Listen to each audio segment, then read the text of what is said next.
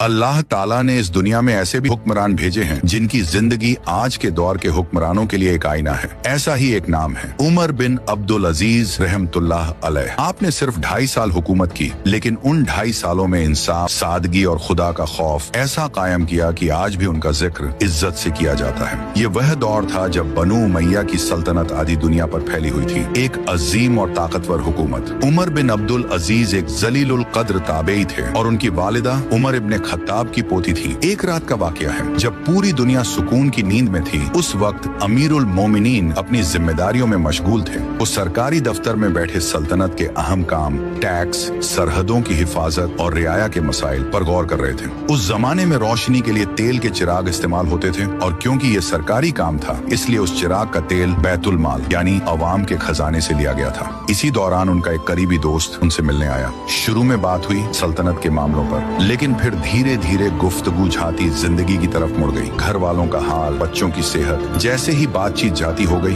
उमर बिन अब्दुल अजीज खामोशी से उठे और उन्होंने सरकारी चिराग बुझा दिया। कमरा अंधेरे में डूब गया। फिर उन्होंने अपना झाती चिराग मंगवाया और उसे जलाकर बातचीत दोबारा शुरू की। मेहमान हैरान रह गया। उसने पूछा, ए अमीरुल मोमिनीन, आपने ऐसा क्यों किया? तो उन्होंने जवाब दिया, जब तक तुम मुझसे मुसलमानों के इज्तिमाई सरकारी मामलों पर बात कर रहे थे, तब तक मेरे लिए बैतुल माल का चिराग इस्तेमाल करना जायज था। लेकिन जैसे ही बात हमारी जाती जिंदगी पर आई, मेरे लिए ये जायज नहीं रहा कि मैं अवाम के पैसे से खरीदा हुआ तेल अपनी निजी बातों में खर्च करूं। ये था उनका तकवा, ये था उनका इंसाफ और यही वजह है कि उन्हें उमर सानी कहा जाता है।